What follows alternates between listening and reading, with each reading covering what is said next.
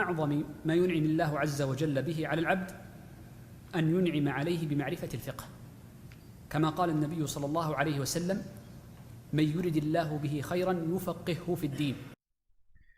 بسم الله الرحمن الرحيم. الحمد لله رب العالمين، وأشهد أن لا إله إلا الله، وأشهد أن محمدا عبده ورسوله صلى الله عليه وسلم. طيب. Donc, après avoir vu la purification de base, ce qu'on appelle al-asl, la base, qui est de se purifier avec de l'eau, nous allons voir at-tayammum, que l'on appelle la purification sèche ou la purification à l'aide de la terre. Alors, on va avoir 4 piliers. 4 piliers qui vont être en premier. Essuyer le visage, donc avec les mêmes, comment ça s'appelle, les mêmes délimitations que pour al-wudu, donc du début des cheveux jusqu'au menton, de l'oreille à l'oreille. Donc essuyer le visage. Ensuite, essuyer les mains. Donc est-ce que, par contre, pour le tayammum, est-ce qu'on essuie les mains comme pour al-wudu jusque au coude? La réponse ici est non. L'essuyage se fait jusqu'au poignet, ce qu'on appelle el-cour. D'accord? Le poignet est qui correspond à l'os qui suit le pouce. Donc vous prenez votre pouce, il descend, et l'os qui est juste en dessous, c'est cet os-là, l'os du poignet. Donc c'est la limite ici. Donc le visage et les mains. Et deux autres piliers, mais qui vont être uniquement pour les petites ablutions. C'est-à-dire que tayammum, ça va être un remplaçant à la fois des petites ablutions et à la fois des grandes ablutions selon ces conditions, d'accord? On va voir les conditions juste après. Par exemple, l'incapacité d'avoir de l'eau. Une personne qui ne trouvera pas d'eau pour remplacer les grandes ablutions, il pourra faire tayammum. Du coup, lui, cette personne qui ferait tayammum pour les grandes ablutions, ces deux piliers-là qui viennent ne comptent pas. Ces deux piliers-là sont uniquement pour les petites ablutions. Donc le premier, ça va être l'ordre, at-tartib, qui est le fait de commencer par le visage et après les mains. Donc l'ordre, c'est visage et mains. Donc il n'y a que deux membres, entre guillemets, à essuyer, c'est le visage et les mains. Et pourquoi, et l'ordre, et aussi, on va faire les deux d'un coup, la continuité, donc la continuité de ne pas laisser un temps. Ce temps, on avait dit pour les ablutions, c'était que le membre sèche dans des conditions climatiques normales. Donc là, on prendra le même temps, à peu près le même temps, donc quelques secondes, minutes, entre guillemets, quelques minutes entre les deux. Donc par exemple, il ferait le visage et il attendrait quelqu'un l'appelle. Il va voir la personne qui l'a appelé, il parle avec lui pendant 15 minutes, il revient, il fait les mains après, ça ne serait pas valide. Et pourquoi ces deux piliers sont uniquement pour les petites ablutions? Car dans le dernier cours du Rousl, parmi les piliers du Rousl, on n'avait pas l'ordre ni la continuité. C'est-à-dire que lorsque je fais le Rousl, je peux commencer par me laver les pieds et finir par la tête. Il n'y a pas l'ordre qui rentre en compte. Et également la continuité. Parmi les fawaïd de cela, parmi les choses bénéfiques qu'on peut tirer, il y avait une parole de notre shir Salih al-Usaymi qui disait qu'une personne pourrait par exemple, pour faciliter la chose, faire le rousl en lavant par exemple tout son corps et laisser la tête pour le lendemain, aller dormir par exemple, et laisser la tête pour le lendemain matin, par peur par exemple d'avoir froid la nuit ou des choses comme ça.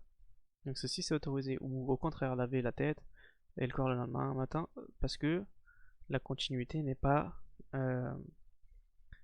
un pilier. Également par exemple des femmes qui auraient du vernis, elles pourraient faire tout leur corps, garder ce vernis, et au moment où elles voudraient prier par exemple, elles enlèveraient le vernis et feraient juste les mains, et elles seraient en état de pureté pour prier. D'accord? Pour el rousl. Donc ces deux piliers-là ne rentrent pas dans le rousl et ne rentrent pas dans at-tayammum qui remplace le rousl. Enfin, son obligation, c'est at-tasmiya comme toutes les autres, donc la même différence. At-tasmiya qui, si on l'oublie, n'est pas handicapante pour la validité du rousl. Ces conditions. Donc les conditions, on va avoir plusieurs conditions. La première, c'est l'incapacité d'utiliser de l'eau après avoir demandé. Ça veut dire que d'abord, avant de voir qu'on n'a pas d'eau, on demande, on cherche. On cherche dans les alentours, par exemple dans le désert, si on est avec quelqu'un, etc., on peut demander. Est-ce qu'il y a de l'eau dans le coin? Si la personne connaît, pourra nous aiguiller. Donc cette incapacité peut être totale ou partielle. C'est-à-dire, il ne trouve pas d'eau, pas d'eau, ou par exemple il a une gourde, mais dans le désert cette eau va lui servir à boire et pas à faire ses ablutions. Donc lui il est dans l'incapacité totale. Et on va avoir l'incapacité partielle.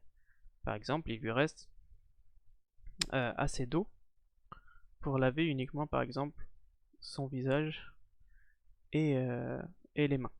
Il n'aura pas pour faire les pieds par exemple. D'accord? Donc cette personne-là qui a un fond d'eau, par exemple un fond de bouteille d'eau, lui il va être obligé d'utiliser cette eau en lavant par exemple le visage et les mains, et après de faire at-tayammum. Mais il est obligé d'utiliser l'eau avant de faire at-tayammum. D'accord? Ça c'est l'avis officiel de l'école. Également, cette incapacité elle peut être due non pas à l'absence d'eau, mais à une blessure par exemple. Il ne peut pas utiliser l'eau à cause d'une blessure. Il pourrait s'infecter ou des choses comme ça. D'accord? Également, certaines personnes qui ont des maladies de peau, etc., qui peuvent pas, le contact de l'eau pourrait aggraver ces maladies, pourraient rentrer dans cette incapacité. Ensuite, l'entrée de l'heure de la prière. Pour faire at-tayammum, on est obligé d'attendre l'entrée de l'heure de la prière. Donc par exemple pour al-maghrib, il faut attendre que le soleil se soit couché. On ne pourrait pas faire at-tayammum pour le maghrib avant que le soleil se soit couché. Et contrairement aux ablutions, je peux faire mes ablutions avant le maghrib pour le maghrib qui est après le coucher, avant l'heure du coucher du soleil pour le maghrib qui est après le coucher du soleil, d'accord? Ensuite l'intention. Donc l'intention, on va avoir plusieurs choses. Déjà, on a l'intention de pourquoi on se purifie du point de vue de l'impureté. Est-ce que c'est pour? Donc on peut se purifier de trois choses. Est-ce que c'est pour la grande impureté, c'est-à-dire pour remplacer le rousl? Est-ce que c'est pour la petite impureté, donc al wudu, ou est-ce que c'est pour une impureté sur le corps? Donc par exemple, une personne qui aurait pas d'eau, qui voudrait prier, et qui aurait une impureté sur le corps, comment il fait? Donc la première des choses, c'est qu'il essaye de, entre guillemets, l'alléger. Et on avait dit qu'une impureté sur le corps, par exemple une goutte d'urine qui serait tombée sur son pied, il est obligé de la laver avec de l'eau. Ça on l'avait dit dans le chapitre du comportement adopté aux toilettes. Et du coup cette personne, la première des choses c'est qu'il va essayer d'alléger l'impureté. Par exemple s'il a un mouchoir, il essuie. Il essuie cette partie, mais il est obligé d'utiliser l'eau. Même si on voit plus forcément de traces du liquide, il serait obligé d'utiliser l'eau. Mais lui il n'a pas d'eau. Donc du coup il va faire le tayammum pour entre guillemets remplacer ce nettoyage de l'impureté. D'accord? Donc ça c'est l'impureté sur le corps. Donc on peut faire le tayammum pour les grandes ablutions, les petites ablutions et une impureté présente sur le corps. D'accord? Pour ces trois choses. Et ensuite pourquoi on se purifie? C'est-à-dire du point de vue de la prière. Est-ce que c'est pour une prière obligatoire? Ou est-ce que c'est pour des actes surrogatoires comme la lecture du Coran ou une prière surrogatoire, toutes ces choses-là. Si c'est pour une prière par exemple surérogatoire, d'accord, donc une personne qui ferait at-tayammum pour quelque chose de surrogatoire, il ne pourrait pas prier avec ce tayammum des prières obligatoires. Par contre l'inverse est possible, s'il fait at-tayammum pour les prières obligatoires, il pourra faire des prières surérogatoires.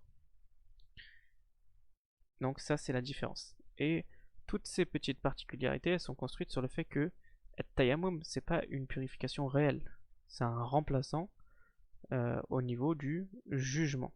D'accord? Au niveau du jugement. Donc là je vois que sur la vidéo on voit pas bien, ici c'est de l'impureté sur le corps.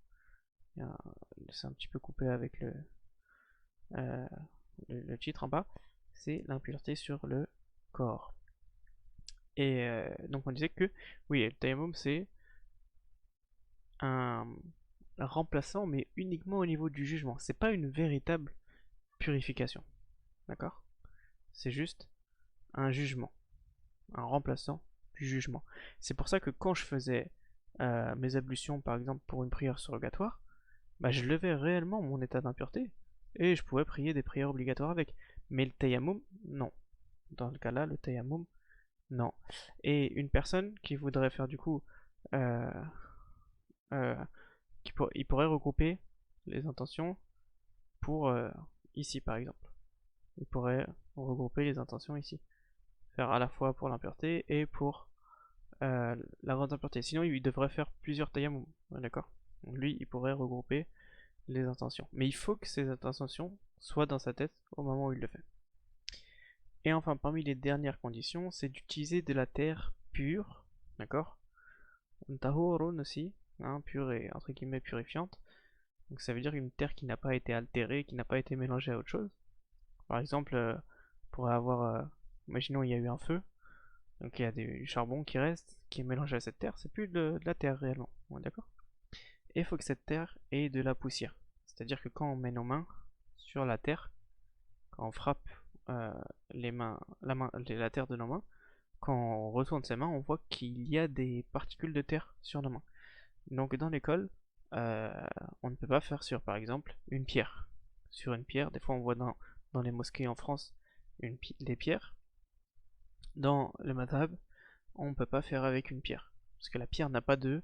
Quand je pose mes mains sur la pierre, il n'y a pas de poussière qui reste, de poussière de terre, entre guillemets, de particules de terre qui restent accrochées à mes mains. Donc on peut le faire uniquement avec la terre. Uniquement la terre. Et enfin, les annulatifs de at-tayammum.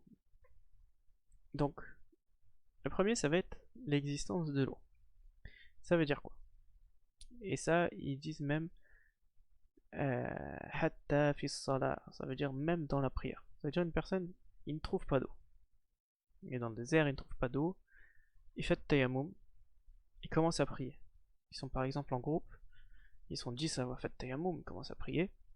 Et là, il y a une personne, un marchand par exemple, qui passe avec sa caravane et il a de l'eau. À la simple vue de cette eau, pendant qu'ils sont en train de prier, ils perdent at-tayammum, parce qu'ils ont accès à de l'eau.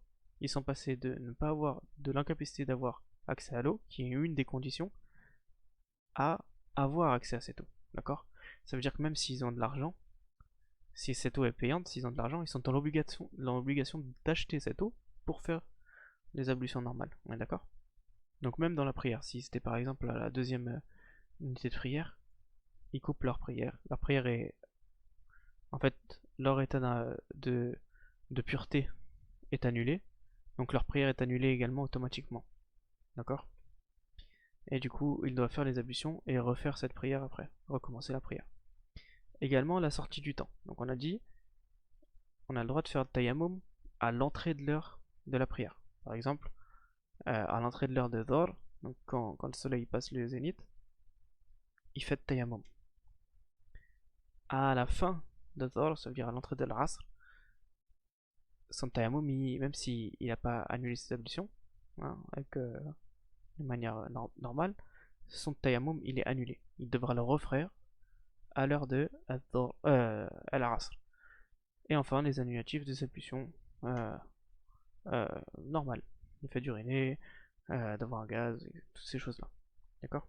Nous les verrons de toute façon dans le prochain cours. Dans le prochain cours, nous verrons les annulatifs des petites ablutions et ce qui oblige à faire les grandes ablutions. Alhamdulillah, on a fini avec la purification sèche, at-tayammum. Alhamdulillah.